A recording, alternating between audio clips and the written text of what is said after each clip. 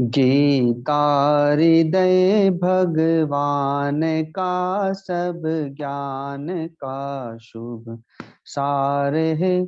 इस शुद्ध गीता ज्ञान से ही चल रहा संसार है। गीता परम विद्या सनातन सर्वशास्त्र प्रधान है। पर ब्रह्म रूपी मोक्षकारी नित्य गीता ज्ञान।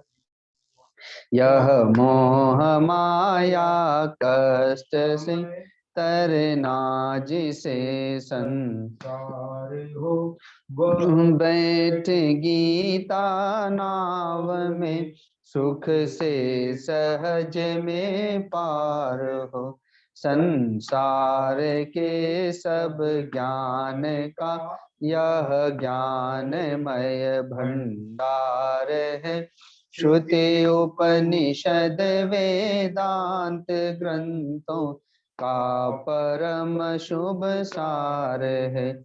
गाते जहाँ जन नित्य हरि गीता निरंतर नेम से रहते वही सुख कंद नटवर नंद नंदन गाते जहाँ जन गीत गीता प्रेम से धर ध्यान है। तीरथ वही भव के सभी शुभ शुद्ध और महान है। धरते हुए जो ध्यान गीता ज्ञान का तन छोड़ते लेने उन्हें माधव मुरारी आप ही उठ दौड़ते। सुनते सुनाते नित्य जो लाते इसे व्यवहार में पाते परम पद ठोकरे खाते नहीं संसार में। पाते परम पद ठोकरे खाते नहीं संसार में। हरि ओम तत्सत। हरि ओम तत्सत। हरि ओम तत्सत। गीता जी का 9वां अध्याय निकाल लेंगे।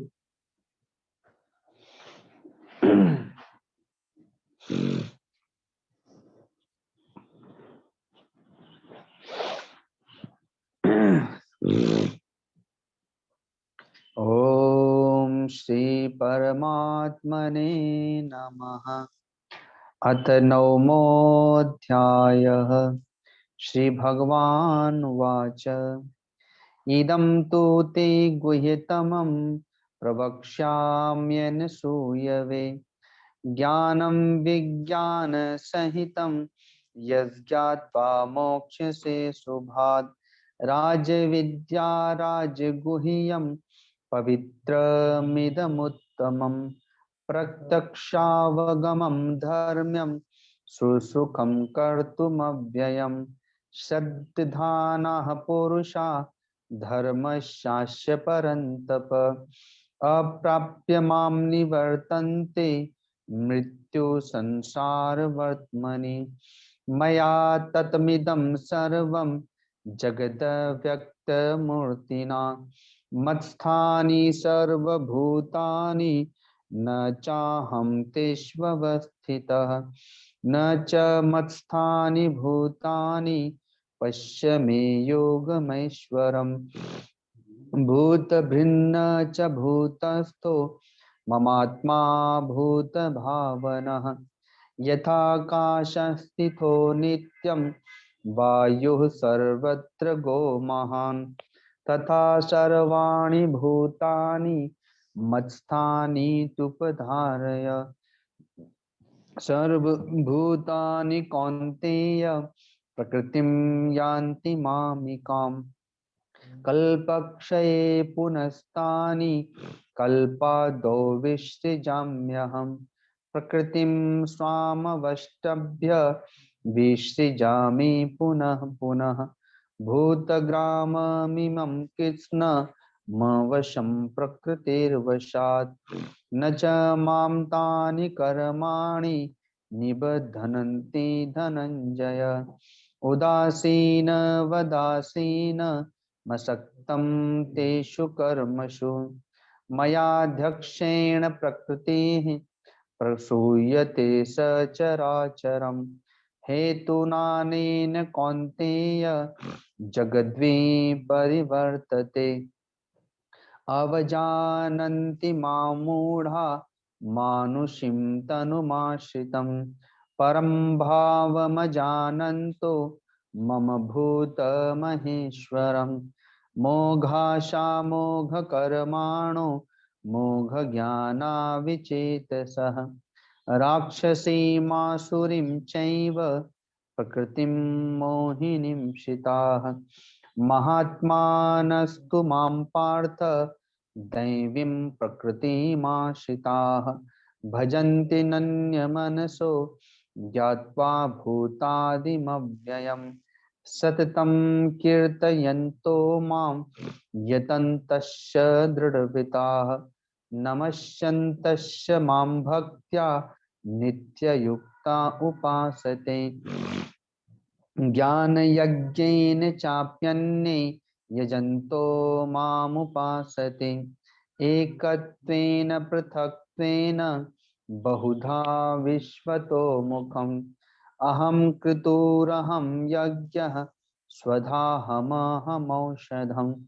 मन्त्रोऽहमहमेवाज्य महमग्निरहं हुतम् पिताहमस्य जगतो माता धाता पितामहः वेद्यं पवित्रमोङ्कार ऋक्षामरजुरेव च गतिर्भर्ता प्रभुः साक्षी निवासः शरणं सुहृत् प्रभवः प्रलयः स्थानं निधानं बीजमव्ययम् तपाम्यहमहं वर्षं निघृणामृत्सृजामि च अमृतं चैव मृत्युश्च सदसच्चाहमर्जुन त्रैविद्या माम सोमपापूत पापा यज्ञैरिष्ट्वा स्वर्गतिं प्रार्थयन्ते ते पुण्यमासाद्य सुरेन्द्रलोक मश्नन्ति दिव्यान् दिवि देव भोगान्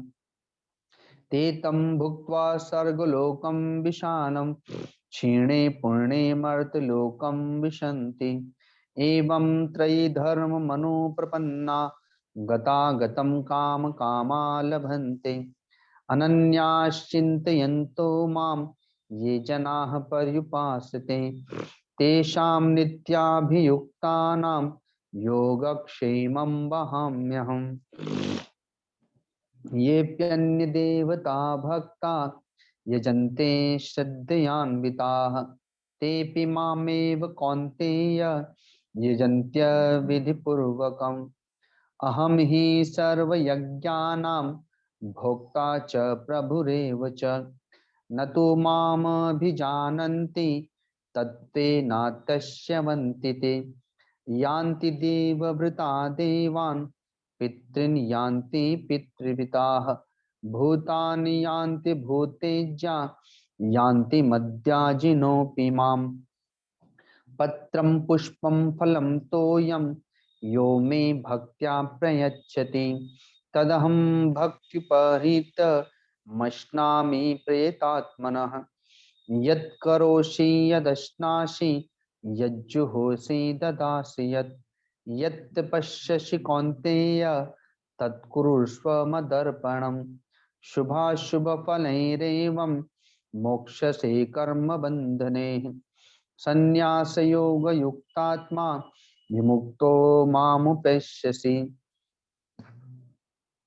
समोऽहं सर्वभूतेषु न मे द्वेषोऽस्ति न प्रियः ये भजन्ति तु मां भक्त्या मयि ते तेषु चाप्यहम् अपि चेत्सु दुराचारो भजते मामनन्य भाग साधुरेव समन्तव्यः सम्यग् व्यवसितो हि सः क्षिप्रं भवति धर्मात्मा शश्वच्छान्तिं निगच्छति कौन्तेय प्रतिजानीहि न मे भक्तः प्रणश्यति मां हि पार्थमिपाश्रित्य येऽपि स्युः पापयोनयः स्त्रियो वैश्यास्तथा शूद्रास् तेऽपि यान्ति परां गतिं किं पुनर्ब्राह्मणाः पुण्या भक्ता राजर्षयस्तथा अनित्यमसुखं लोकमिमं प्राप्य भजस्व मां मन्मना भव मद्भक्तो मद्याजी मां नमस्कुरु मामे वैश्यस्य युक्तैव मात्मानं मत्परायणः। हरि ओम तत्सृते श्रीमद्भगवद्गीता सुपनिषत्सु ब्रह्म विद्यायां योगशास्त्रे श्री कृष्णार्जुन संवादे राज विद्या राजगुह्य योगो नाम नवमोऽध्यायः। हरि ओम तत्सत्। हरि ओम तत्सत्। हरि ओम तत्सत्।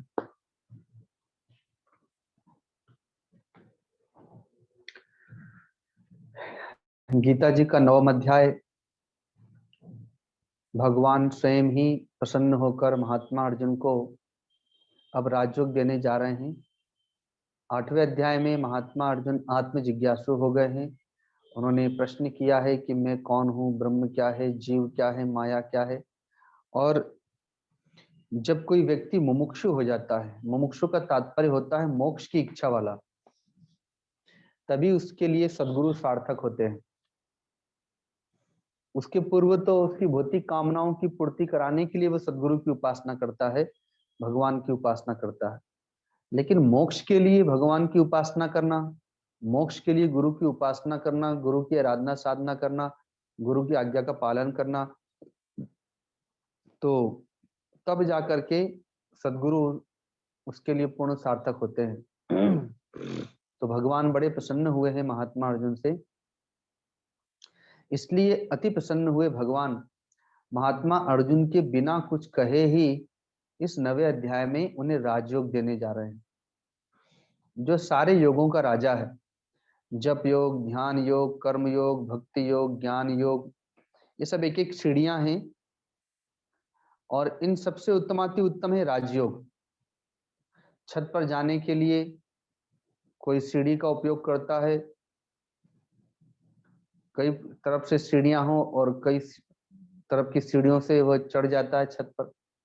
लेकिन राजयोग लिफ्ट के समान है, जिसमें बैठेंगे और उस पर सीधे कुछ ही पल में ऊपर पहुंच जाएंगे। तो वैसे ही यह राजयोग है जो अत्यंत ही दिव्य योग है। लेकिन भगवान कहते हैं तो जो दोष दृष्टि रहित भक्त के लिए, अर्थात जिसमें दोष दृष्टि होगी, चाहे वह जीवों के प्रति हो, अज्ञानियों के प्रति हो, भाई बांधवों के प्रति हो, तो वह दोष दृष्टि जिसमें रहेगी उसको ये योग नहीं मिलेगा। सुन करके भी समझ में नहीं आएगा। जैसे राजा धृतराष्ट्र को संजय ने सुनाया इसी योग को, लेकिन उनके समझ में नहीं आया, क्योंकि वो पांडवों जैसे धर्मात्माओं में दोष दृष्टि वाले हैं, महात्मा विदुर जैसे भक्त में दोष दृष्टि वाले हैं, इसलिए सुन करके भी समझ में नहीं आता। इसलिए कहा गया है कि दोष दूसरों के जो देखे वही भक्त नकली है, और दोष की दृष्टि जिसने त्यागी वही भक्त असली है। और ऐसे भी नियम है कि जब कोई व्यक्ति 100 व्यक्ति जा रहे हो और 100 के प्रति दुर्भावना वाला हो, उनके प्रति दोष दृष्टि वाला हो, तो यदि उन्हीं के पीछे कोई भक्त भी जा रहा होगा तो अब उसके प्रति भी दोष दृष्टि हो जाएगी, क्योंकि सब में दोष देखते देखते भक्तों में दोष देखने लगेंगे। जब भक्तों में दोष देखने लगेंगे तो किसी दिन सदगुरु में, संत में दोष देखने लगेंगे, और फिर तो भगवान में भी दोष दृष्टि हो जाएगी। तो कहते हैं तुझ दोष दृष्टि रहित भक्ति के लिए परम गोपनीय, ये गोपनीय नहीं बल्कि परम गोपनीय है, हर किसी को नहीं दिया जाता। जिसने दोष की दृष्टि त्यागी हो, श्रद्धावान हो, तो परम गोपनीय विज्ञान सहित ज्ञान को पुनः दूंगा। विज्ञान अर्थात विस्तार के साथ, अर्थात चिंतन के साथ इस परम गोपनीय ज्ञान को पुनः भली भांति कहूंगा, जिसको जानकर तू दुख रूप संसार से मुक्त हो जाएगा। ये संसार दुख रूप है, ये तो सभी जान रहे हैं। हर व्यक्ति के पास दुख है, कष्ट है, समस्या है, अभाव है।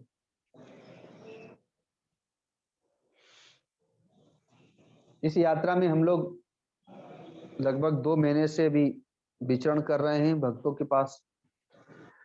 तो हर घर में अलग अलग दुख की कहानियां हैं। सुन सुन करके वैराग्य हो जाता है। अभी मैं जिस स्थान पर हूँ अपने एकांत में कुछ दिनों के लिए, तो यहाँ के जो संत हैं, मैंने उनसे कहा कि मैं कुछ दिनों के लिए यहाँ आया हूँ क्योंकि मुझे वैराग्य हो गया है, वैराग्य को पचाने के लिए। तो बोले कि वैराग्य क्यों हो गया? तो मैंने कहा कि लोगों का दुख सुन सुन के इतना हृदय में भर गया है कि वो उस दुख से ही चित्त में वैराग्य हो गया है।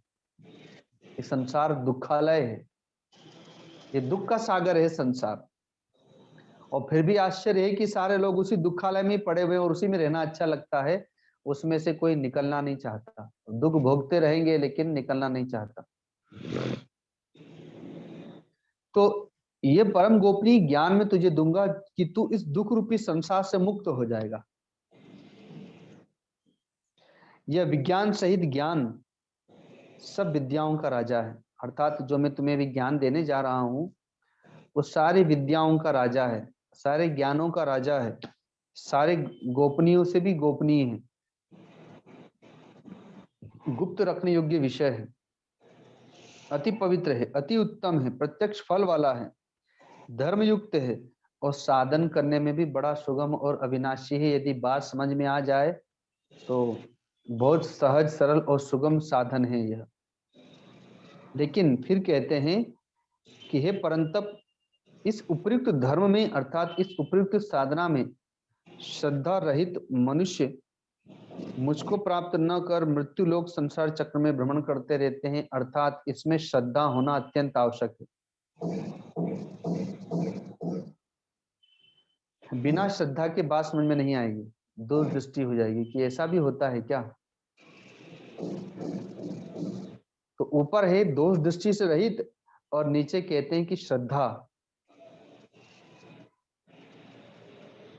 बिना श्रद्धा के बात नहीं बनेगी। श्रद्धावान लभते ज्ञानम, श्रद्धावान को ही ज्ञान प्राप्त होता है। वो कौन सा योग है, कैसा योग है? तो कहते हैं मया तदमिदम सर्वम जगद व्यक्त मूर्तिना मत्स्थानी सर्वभूतानि न चाहम तेष्वस्थित। अभी तक हम समझते हैं कि मैं शरीर हूं, मैं खाता पीता सोता जागता हूं, शरीर में आत्मा रहता है। जब प्राण निकल जाते हैं तो वो आत्मा निकल जाता है, अन्य लोकांतर में चला जाता है। अब इस शरीर से कोई काम नहीं, अब शरीर को जला देते हैं लोग। और परमात्मा कहीं ऊपर रहता है, अन्य लोकांतर भी ऊपर में है, नरक भी है। पुण्य कर्म किया है तो स्वर्ग लोक में जाएगा, पाप कर्म किया है तो नरक लोक में जाएगा, भगवान की भक्ति की है तो भगवत धाम को चला जाएगा। थोड़ी सी बुद्धि आगे बढ़ती है तो बात समझ में आता है कि शरीर और शरीर के भीतर एक जीव है। कल किसी ने प्रश्न भी किया था कि ये शरीर में जीव और आत्मा दो रहते हैं क्या? तो कहा कि हाँ, शरीर और शरीर में रहने वाला जीव, जिसे सूक्ष्म शरीर कहते हैं, जागृत में वही मन कहलाता है और सपने में वही सूक्ष्म शरीर कहलाता है। वही सूक्ष्म शरीर शरीर की अवधि पूरी होने पर निकल जाता है तो लोग कहते हैं कि व्यक्ति मर गया। आत्मा नहीं निकलता, सूक्ष्म शरीर निकलता है। तो शरीर में रहने वाला सूक्ष्म शरीर और ये दोनों शरीर आत्मा में रहते हैं, आत्मा इनमें नहीं रहता, ये दोनों आत्मा में रहते हैं। और आत्मा अत्यंत सूक्ष्म है, कैसे सूक्ष्म है तो बड़े ध्यान से समझेंगे, कठिन विषय है। पृथ्वी कहां पर रहती है? इतनी स्थूल पृथ्वी है, लेकिन वो कहां पर टिकी है? तो कहते हैं कि पृथ्वी का आधार जल है, जल का आधार अग्नि है, अग्नि का आधार वायु है, और वायु का आधार आकाश है। और पृथ्वी आकाश में टंगी हुई है, अपने अक्ष पर भी घूम रही है और घूमते घूमते सूर्य की परिक्रमा भी कर रही है। तो पृथ्वी जल, जल अग्नि, अग्नि वायु, वायु आकाश, 5 तत्व, और ये पांचों उस आत्मा में, परमात्मा में ही प्रकट हुए हैं, उसी में रहते हैं और उसी में विलीन हो जाते हैं। हमें पृथ्वी स्थूल दिखाई देती है, पृथ्वी की अपेक्षा जल सूक्ष्म है, जल की अपेक्षा अग्नि सूक्ष्म है, अग्नि की अपेक्षा वायु सूक्ष्म है, और वायु से भी अत्यंत सूक्ष्म आकाश है, और उस आकाश से भी अत्यंत सूक्ष्म आत्मा है, परमात्मा है। तो केवल यह शरीर ही उस आत्मा में नहीं रहता, बल्कि ये सारा लोक लोकांतर, सारा ब्रह्मांड उस आत्मा में रहता है। बस उसी बात को भगवान कह रहे हैं कि मुझ निराकार परमात्मा में यह संपूर्ण जगत जल से बर्फ के सदृश परिपूर्ण है, अर्थात मुझ में ही प्रकट होता है, मुझ में ही रहता है, मुझ में विलीन हो जाता है। और ये सब भूत मेरे अंतर्गत संकल्प के आधार स्थित है, अर्थात ये सब मेरे संकल्प से प्रकट हुए हैं और मुझ में ही पुनः विलीन हो जाते हैं। जैसे हमारे चित्त में स्वप्न जगत प्रकट होता है और पुनः स्वप्न में विलीन हो जाता है। तो ये सब मेरे संकल्प के आधार स्थित हैं, किंतु मैं इनमें स्थित नहीं हूं, अर्थात मैं इसमें आसक्त नहीं हूं।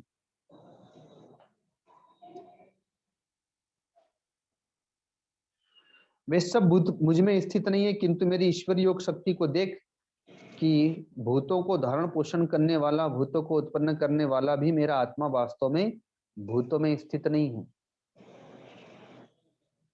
अर्थात उनमें आसक्त नहीं है। अब इसको एक बार फिर से समझेंगे। अभी तो हम लोग एक अध्याय का सार लेके चल रहे हैं, जब कभी भविष्य में एक एक मंत्रों का विस्तार करते चलेंगे तो बात अच्छी तरह समझ में आएगी। विचार कीजिए कितना विशाल ब्रह्मांड है, जिसका ओर दिखाई देता है न छोड़ दिखाई दे, अनुमान भी नहीं कर सकते, इतना विशाल ब्रह्मांड है।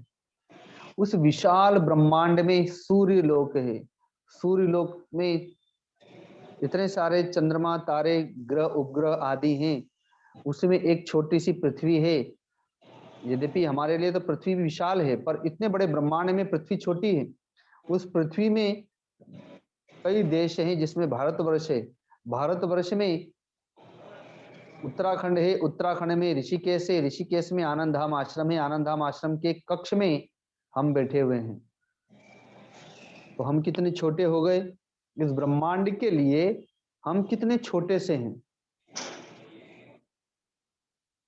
तो ऐसा लगता है कि इतना विशाल ब्रह्मांड, और उस ब्रह्मांड में हम एक छोटे से सुई की नोक के बराबर भी नहीं है। ये कब लगता है? जब हमारे पास अज्ञान है। लेकिन जब ज्ञान हो जाता है तब क्या प्रतीत होता है?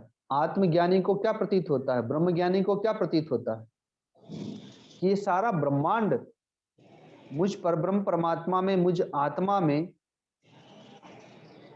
एक छोटे से आंवले के समान है, अर्थात मुझ में ये सारा का सारा ब्रह्मांड स्वप्न लोक के समान है, मिथ्या है। जब ज्ञान हो जाता है तब ऐसा प्रतीत होता है। तो उसी बात को भगवान कहते हैं कि जैसे आकाश से उत्पन्न, आकाश से प्रकट हुआ है वायु, और आकाश में ही रहता है, दौड़ता है, धूपता है, गमन करता है, लेकिन आकाश उस वायु में आसक्त नहीं होता। वैसे ही भगवान कहते हैं मेरे संकल्प से संपूर्ण भूत प्राणी उत्पन्न हुए हैं, मुझ में ही रहते हैं, लेकिन मुझे उनसे कुछ लेना देना नहीं, अर्थात मैं उनसे सर्वथा अनासक्त रहता हूं। कल्पों के अंत में सब भूत मेरी प्रकृति को प्राप्त हो जाते हैं, अर्थात प्रकृति में लीन हो जाते हैं, और पुनः मैं उन्हें प्रकट करता हूं। अर्थात कल बताया भी था कि ब्रह्मा जी का एक दिन होता है तो सारी सृष्टि प्रकट होती, जब रात हो जाती तो सारी सृष्टि का प्रलय हो जाता है।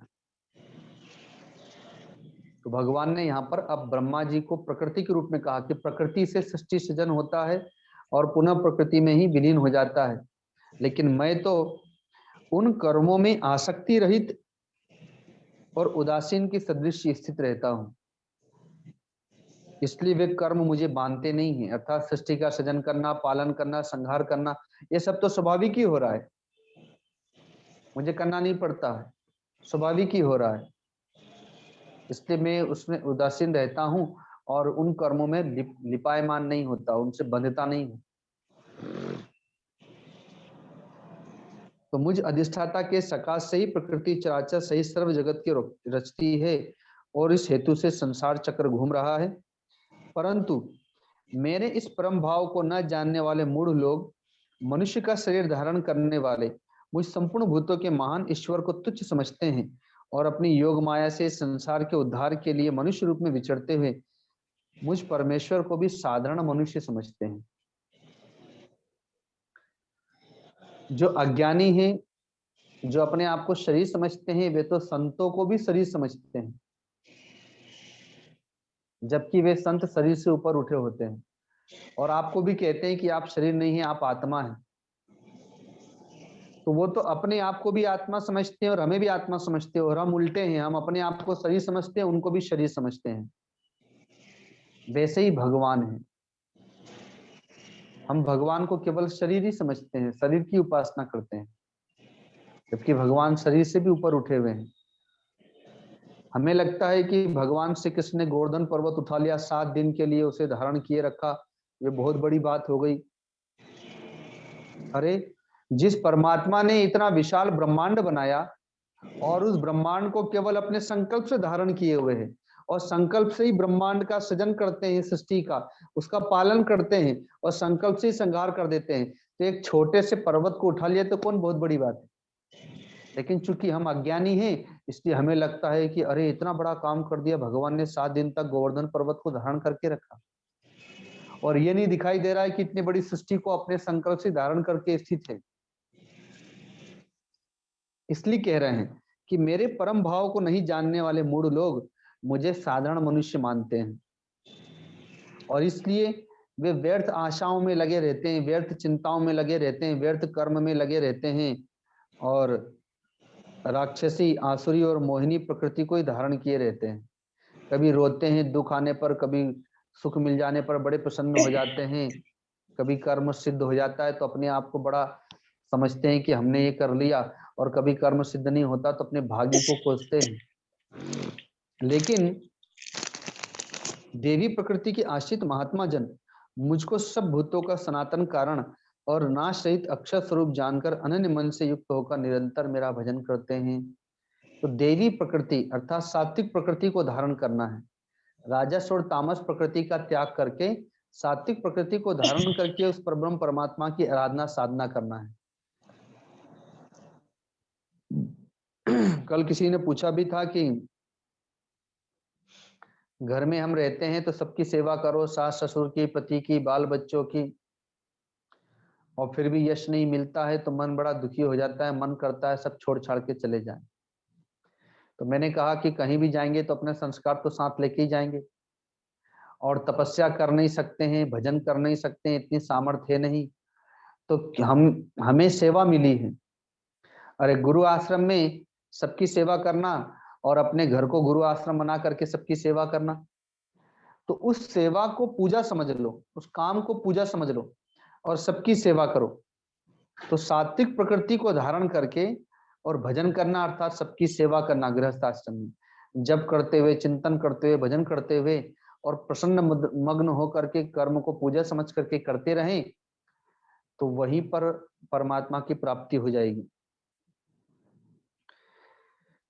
वे दृढ़ निश्चय वाले भक्तजन निरंतर मेरे नाम गुणों का कीर्तन करते हुए मेरी प्राप्ति के लिए सदा यत्न करते रहते हैं, मुझे बारंबार प्रणाम करते हुए सदा मेरे ध्यान में युक्त और अनन्य प्रेम से मेरी उपासना करते रहते हैं।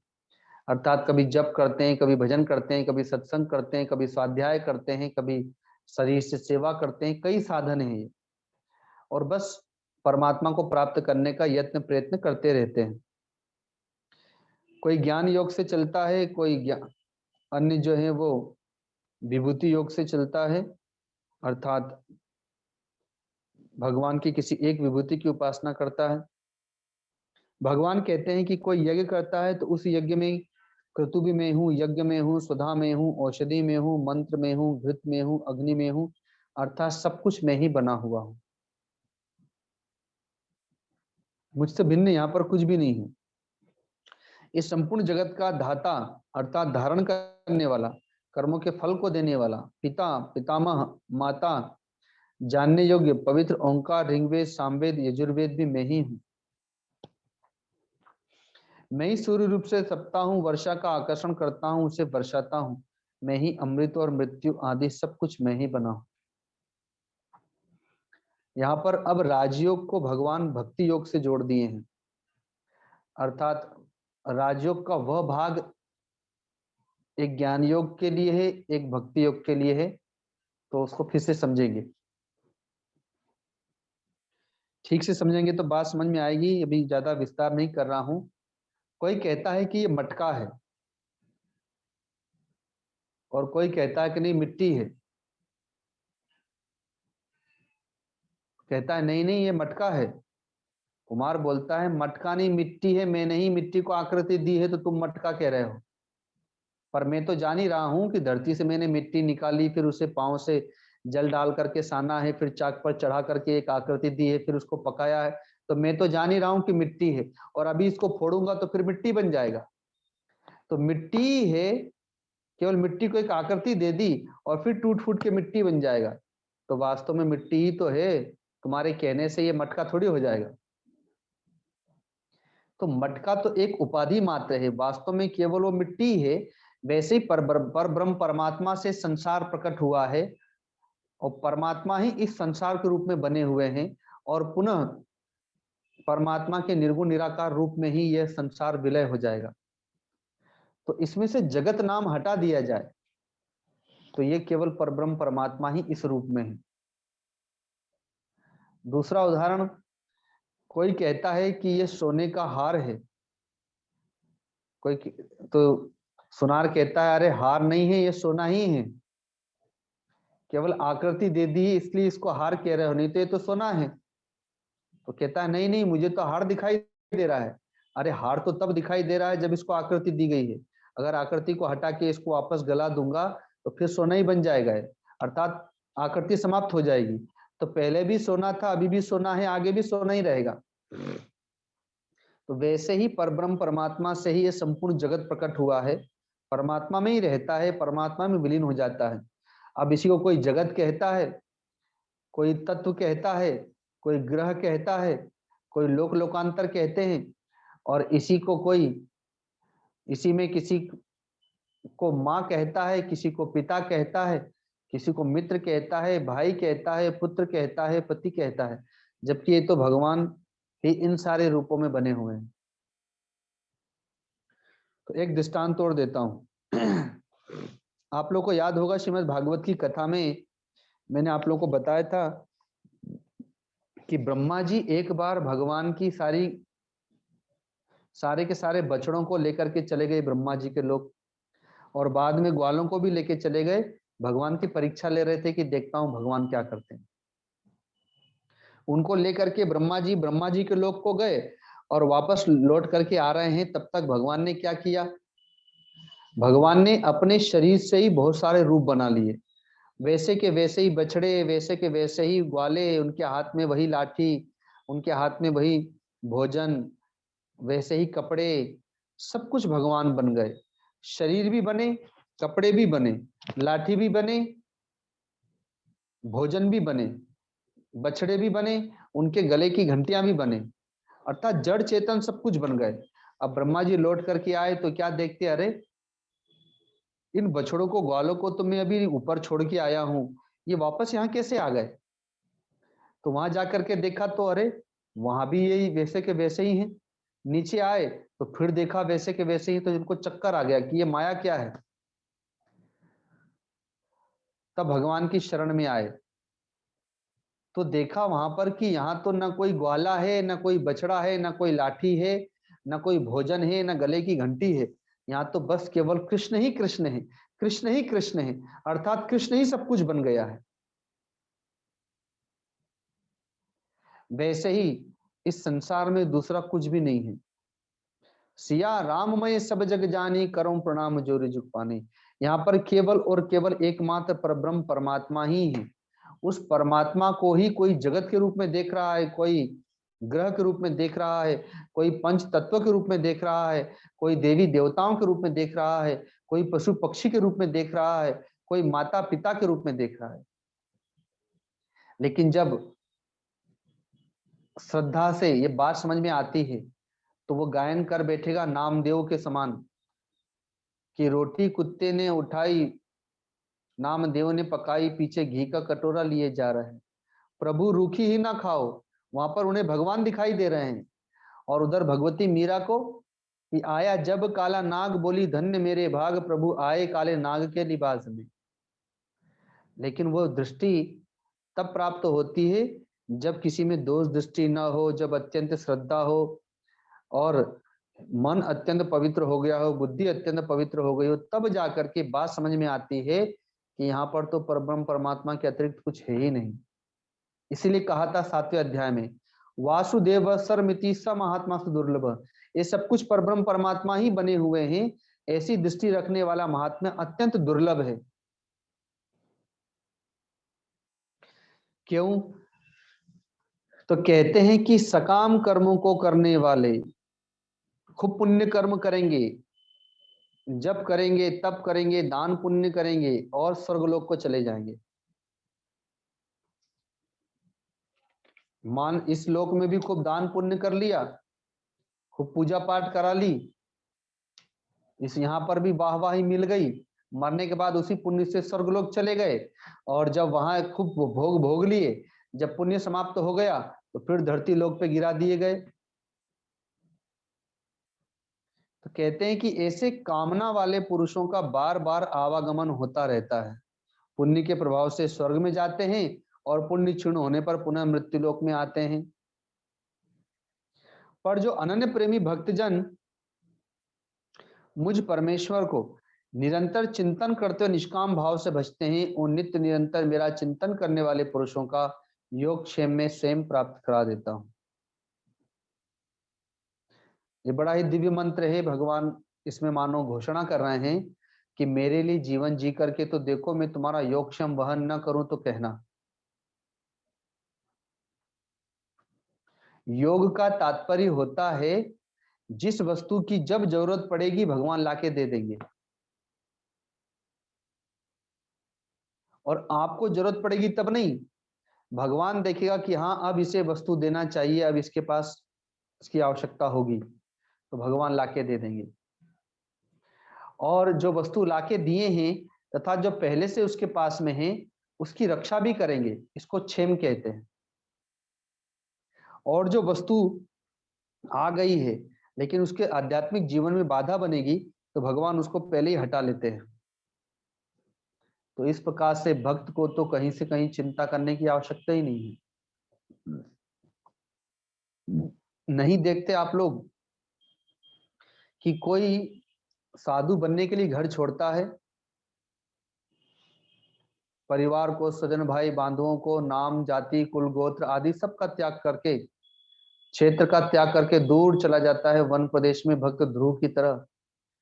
तो भगवान उसका योगक्षेम वहन करते हैं। उसे पता नहीं कल कहाँ खाने को मिलेगा, कहाँ सोने को मिलेगा, क्या पहनने को मिलेगा, क्या ओढ़ने को मिलेगा, कौन सी छत होगी जिसके नीचे वो रहेगा। तो लेकिन भगवान उसका योगक्षेम वहन करते हैं कि उसे सदगुरु की प्राप्ति हो जाती है। उसका रहना खाना आदि अपने आप भगवान व्यवस्थित कर देते हैं जब जिस चीज की आवश्यकता होती है। तो योगक्षेम भगवान वहन करते हैं कब? जब कोई भगवान के लिए अनन्य जीवन जीने लगता है। जिस प्रकार से कोई परिवार और बाल बच्चों के लिए जीवन जी रहा है, वैसे ही भगवान के लिए जीवन जी के देखे, भगवान उसका योगक्षेम वहन करते हैं। ये भगवान की घोषणा है। भगवान कहते हैं देवताओं को पूजने वाले देवताओं को प्राप्त होते हैं, पितरों को पूजने वाले पितरों को प्राप्त होते हैं, भूतों को पूजने वाले भूतों को प्राप्त होते हैं, और मेरा भजन करने वाले मुझे ही प्राप्त करते हैं।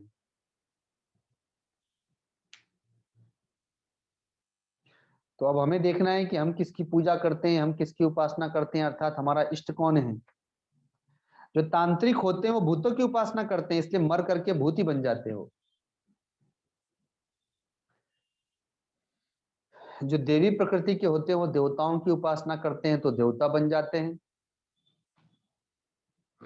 भगवान कहते हैं महात्मा अर्जुन से कि हे अर्जुन, ये पितामह भीष्म अपने पिता की उपासना करते हैं, उन्हीं के लिए इनका जीवन है। कर्ण अपने मित्र दुर्योधन के लिए जीवन जीता है, उपासना करता है। राजा धृतराष्ट्र और द्रोणाचार्य अपने पुत्रों के लिए जीवन जी रहे हैं। शकुनी अपने वेर का बदला लेने के लिए अपने परिवार के लिए जीवन जी रहा है। ये दुशासन, ये विकर्ण, ये अपने बड़े भ्राता दुर्योधन के लिए जीवन जी रहे हैं।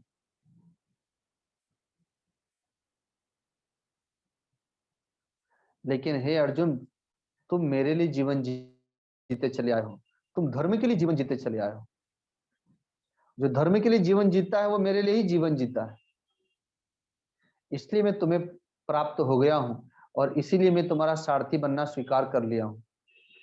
अतः तुम चिंता ना करो, तुम मुझे ही प्राप्त करोगे। भगवान कहते हैं कि जो कोई भी भक्त मेरे लिए प्रेम से पत्र पुष्प फल जल आदि अर्पण करता है, वो शुद्ध बुद्धि निष्काम प्रेमी भक्त का प्रेम पूर्वक अर्पण किया हुआ वह पत्र पुष्प आदि में सगुण रूप में प्रीति सहित खाता हूं।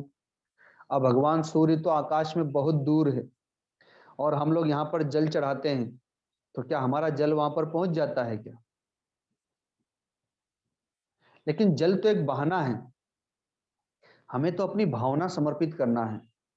भगवान शिव पर जल चढ़ाओ या न चढ़ाओ क्या फर्क पड़ता, उनकी जटाओं में तो पहले ही गंगा जी बैठी हुई हैं। लेकिन वह तो एक बहाना है, तो पत्रम पुष्पम फलम तोयम, ये सब बहाना है। इसी बहाने हम अपनी भक्ति को, अपनी भाव को समर्पित करते हैं। तो एक दिन हमारी भावनाएं, हमारी भक्ति, हमारी श्रद्धा, हमारा प्रेम, हमारा समर्पण रोज करते करते करते करते इतना व्यापक हो जाएगा कि एक दिन सच में उसमें से भगवान प्रकट हो जाएंगे, जैसा कि भगवती मीरा के पास में तथा अन्य अन्य भक्तों संतों के पास में हुआ। इसलिए भगवान कहते हैं तू जो कर्म करता है, जो यज्ञ करता है, जो दान देता है, जो खाता है पीता है, वो सब मेरे अर्पण करता चल। ऐसे करने से तू कर्म और कर्म के फल से मुक्त हो जाएगा।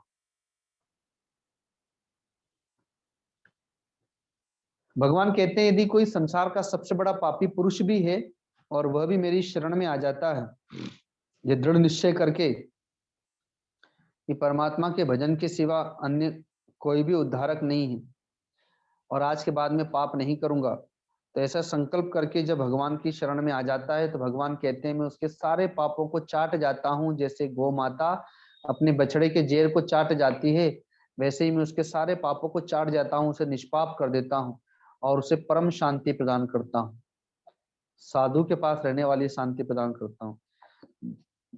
वह शीघ्र ही धर्मात्मा हो जाता है, महात्मा हो जाता है और सदा रहने वाली शांति को प्राप्त हो जाता है। इसलिए हे अर्जुन, तो निश्चय पूर्वक सत्य जान कि मेरा भक्त कभी नष्ट नहीं होता, अर्थात मेरे भक्त का कभी पतन नहीं होता।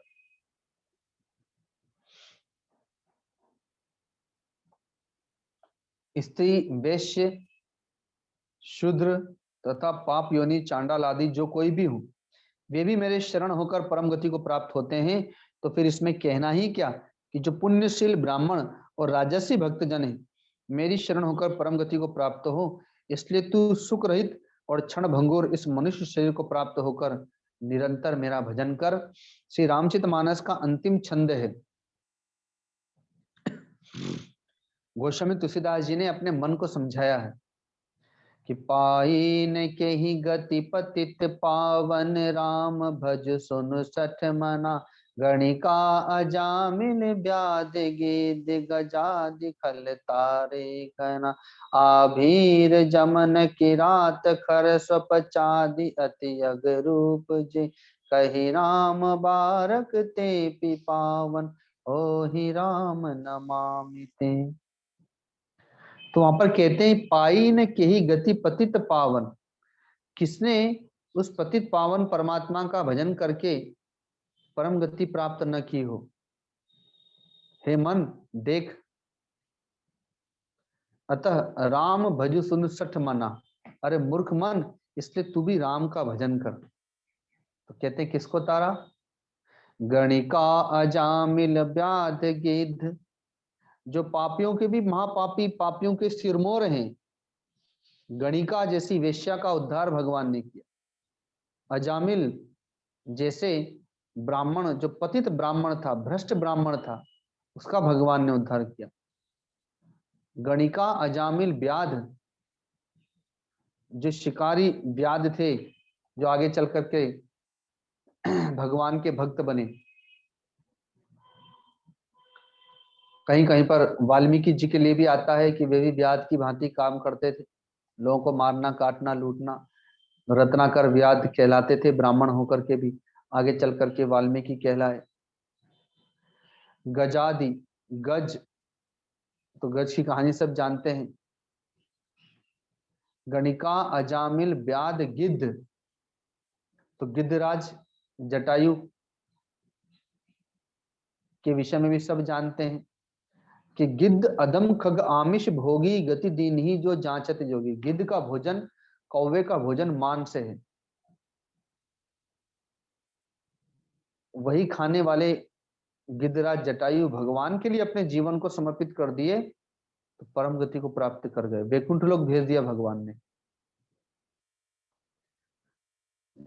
गजादि खल तारे घना, और भी बहुत सारे, आबीर खल खस सुपच किरात, कौल आदि, कौल भीलों को उन्होंने ताड़ दिया। तो कहते हैं कि तू तो वैसा पापियों का सिरमौर नहीं, फिर तेरा उद्धार क्यों नहीं हो सकता। अर्थात हो सकता है। अतः हे सठ मन, हे मूढ़ मन, हे मूर्ख मन, तू सदा उस पतित पावन परमात्मा का ही भजन कर। तो वही बात भगवान कहते हैं, इसलिए तू सुख रहित क्षण भंगुर इस मनुष्य शरीर को प्राप्त होकर निरंतर मेरा ही भजन कर, और मन मना भव मद भक्तो मद्याजी माम नमस्कुरु माम में वेश्यसि युक्तिव आत्मानं मत परायण, मुझ में मन वाला हो, संसार से मन को हटा करके मुझ में लगा, परिवार बाल बच्चों से मन हटा करके मुझ में लगा। तन उनको दे दे पर मन उनको मत दे, मन मुझे दे। तन से सेवा कर माता पिता भाई बांधवों की, लेकिन मन मुझ में लगा करके रख। तन दो पति को, पत्नी को, बाल बच्चों को, माता पिता को, लेकिन मन उन्हें मत दो। मन पर केवल मेरा अधिकार हो, मन से केवल मेरा स्मरण हो, इसलिए मन मुझे दे दो। मुझे तुम्हारा मन तन नहीं चाहिए, मुझे तुम्हारा मन चाहिए। क्योंकि कोई भी व्यक्ति अपने तन से परेशान नहीं है, अपने मन से परेशान है। तो जिससे परेशान है वो भगवान को दे दो। तो मन मना भव मत भक्तो, मेरे भक्त बन जाओ। अपना मन मुझे दो, उसके बाद मेरे भक्त बन जाओ और मेरा पूजन करने वाला हो, मेरी आज्ञा का पालन करने वाला हो, मुझको प्रणाम कर। इस प्रकार से आत्मा को मुझ में नियुक्त करके मेरे प्राण होकर तू मुझको ही प्राप्त होगा। इस प्रकार से जहां मन जाएगा प्राण भी वहीं जाएंगे और वही उसकी गति होगी। तो इसलिए धीरे धीरे धीरे धीरे अपने मन को परमात्मा में लगाने का प्रयत्न करें। करते कर्म करो विधि नाना, मन राखो जहाँ कृपा निधाना। कर से अर्थात शरीर से, हाथों से अपने कर्तव्य कर्म का पालन करें और मन को परमात्मा में लगा करके रखें। यह भगवान का संदेश रूप उपदेश है। तो यह राज विद्या, राजगुही योग, गीता जी का 9वां अध्याय, यह गीता जी की आत्मा है। कोई अध्याय गीता जी की आंख है, कोई कान है, कोई वाणी है, कोई नाक है, कोई जिह्वा है, कोई हाथ है, कोई पांव है, कोई प्राण है, कोई पेट है, कोई पीठ है, कोई हृदय है। लेकिन यह गीता जी का 9वां अध्याय इस गीता जी की आत्मा है। आत्मा का तात्पर्य सर्वस्व है। तो इसलिए ये ब्रह्म विद्या हम सबको भी स्वीकार करें, हम सबको भी समझ में आए, समझ में आने के उपरांत धारण हो, उसके लिए श्रद्धा की आवश्यकता है। और थोड़ा सा समझ किस आवश्यकता है कि समझ करके सुने, फिर उस पर मनन चिंतन करें और जीवन में उतारने का प्रयत्न करें। अपना मन भगवान को दें, भगवान की आज्ञा पालन करें, भगवान के लिए जीवन जीने का प्रयत्न करें, भगवान को ही प्रणाम करें, अपने कर्तव्य कर्मों को भगवान को समर्पित कर दें, तो भगवान कहते हैं कि वो मुझे ही प्राप्त कर जाएगा। अब यहीं पर गीता जी के 9वें अध्याय को विराम देते हैं। आगे कल के दिन पुनः 10वां अध्याय प्रारंभ करेंगे। तो यहीं पर अपनी वाणी को विराम देते हैं। बोलिए सद्गुरुदेव भगवान की, गीता माता की, गीता विधाता की, श्री कृष्णानंद कंद भगवान की। ओम नमः पार्वती पते हर हर महादेव। प्रणाम करने वाले भक्तगण आ जाएंगे।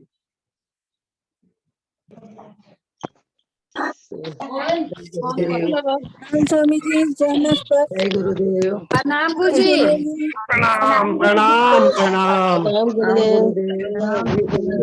बाबा। प्रणाम गुरुदेव। प्रणाम गुरुजी, प्रणाम प्रणाम प्रणाम प्रणाम गुरुदेव। यो महाराज जी, प्रणाम प्रणाम प्रणाम प्रणाम गुरुदेव।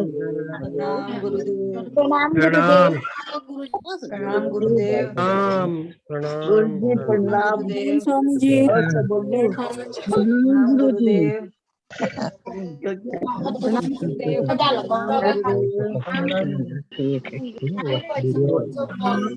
प्रणाम गुरुदेव।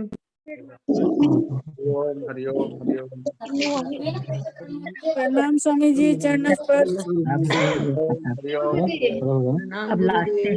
प्रणाम गुरुदेव। प्रणाम गुरुदेव। प्रणाम गुरुदेव।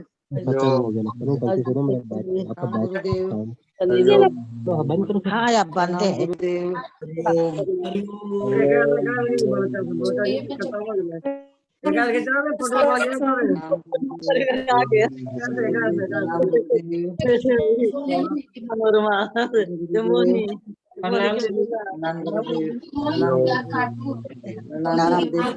सत्य का भी नहीं गुरुदेव।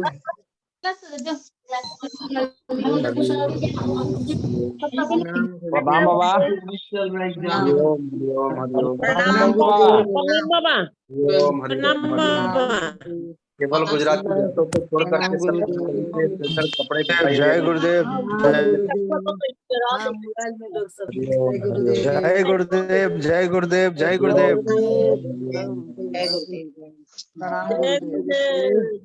प्रणाम गुरुदेव। प्रणाम गुरुदेव। अगर क्लास चल रहा तो हमेशा एग्जाम होना चलिए सभी भक्तों को बहुत बहुत आशीर्वाद आशीर्वाद प्रणाम आशीर्वाद। गुरुदेव। प्रणाम गुरुदेव, गुरुदेव आपका आशीर्वाद। भगवान जय जय गुरुदेव, जय जय गुरुदेव, जय जय गुरुदेव, जय जय देव।